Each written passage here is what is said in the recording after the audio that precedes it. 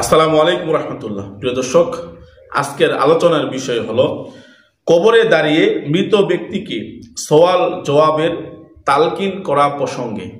আমাদের সমাজে দেখা যায় কিছু মানুষ আছে, মাইয়েতকে কাফন দাফন করার পরে তার কবরের পাশে দুইজন ব্যক্তি দাঁড়িয়ে একজন ব্যক্তি তিনটা প্রশ্ন করে, মান রব্বুকা ওমান দীনুকা ওমান হাযা রাসূল আল্লাযী বুইসা ফীকুম। যে তিনটা প্রশ্ন ফেরেশতারা এই মৃত ব্যক্তিকে করে, এরকম তিনটা প্রশ্ন এক ব্যক্তি করে আর আরেক ব্যক্তি তার কবরের পাশে দাঁড়িয়ে ওই তিনটা প্রশ্নের উত্তর দেয়। তারা এই কাজটা কেন করে? যাতে করে তাদের এই সওয়াল জবাবের উত্তর শুনে কবরের যে মৃত ব্যক্তিটা আছে সে যেন ফেরেশতার প্রশ্নের জবাব দিতে পারে। প্রিয় দর্শক, এখন জানার বিষয় হলো এই কাজটা করা শরীয়ত সম্মত কিনা, এই কাজটা করা ঠিক আছে কিনা। প্রিয় দর্শক, এই প্রশ্নের সঠিক সমাধান হলো যে আমরা যে কাজটা করব অবশ্যই ওই কাজটা কোরআন হাদিস দ্বারা প্রমাণিত হতে হবে। কোরআন হাদিসের বাইরে আমি আপনি কোনো কাজ করতে পারবো না। প্রিয় দর্শক, হাদিস শরীফের মধ্যে আসছে যে যখন কোনো মানুষ মারা যায়, তাকে যখন কাফন দাফন করা হয়, আল্লাহ নবী সাল্লাল্লাহু আলাইহি সাল্লাম বলেন যে ইস্তাগফিরু লি আখিকুম।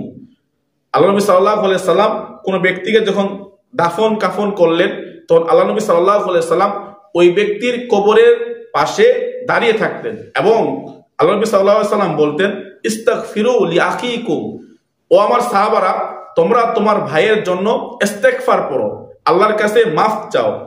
ওয়াসালু লাহু বিতাসবিত, এবং তার জন্য দোয়া করো সে যেন ভালোভাবে এই মুনকার নেকিরের সওয়ালের জবাব দিতে পারে, ফেরেশতাদের সওয়ালের জবাব যেন দিতে পারে। কেন?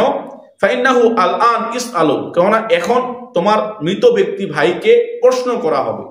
তাহলে প্রিয় দর্শক, আমরা এই হাদিস দ্বারা পাইলাম রাসূল সাল্লাল্লাহু আলাইহি সাল্লাম কোনো ব্যক্তিকে মাটি দেওয়ার পরে রাসূল সাল্লাল্লাহু আলাইহি সাল্লাম তার কবরের পাশে দাঁড়িয়েছিলেন এবং রাসূল সাল্লাল্লাহু আলাইহি সাল্লাম ওই ব্যক্তির জন্য ইস্তেগফার করতে বলছেন, তার জন্য দোয়া করতে বলছেন, যেন তোমার ওই ভাইয়ের সওয়ালের জবাব যেন সহজ হয়ে যায়।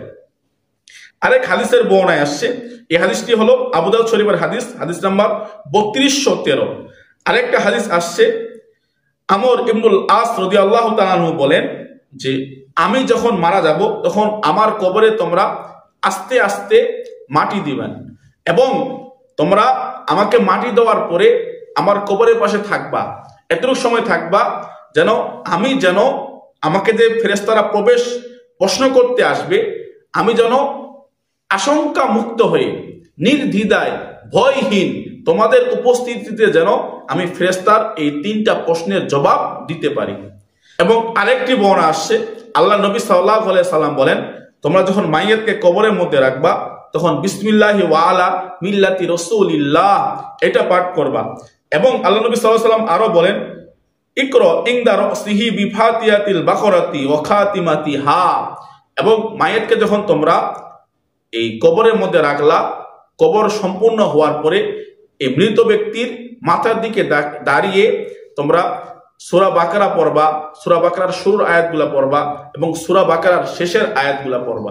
প্রিয় দর্শক, তাহলে আমরা এই তিনটি হাদিস দ্বারা বুঝলাম মৃত ব্যক্তিকে কবর দেওয়ার পরে এক নম্বর আমাদের কাজ হলো মৃত ব্যক্তির জন্য ইস্তেগফার পাঠ করা এবং তার জন্য দোয়া করা, আল্লাহ যেন তার জন্য কবরের সওয়াল জবাবটা সহজ করে দেন। আরেক হাদিস দ্বারা বুঝলাম আমরা মৃত ব্যক্তির কবরের পাশে দাঁড়িয়ে সূরা বাকারার শুরুর আয়াতগুলা তেলাওয়াত করতে পারি এবং শেষের আয়াতগুলা তেলাওয়াত করতে পারি।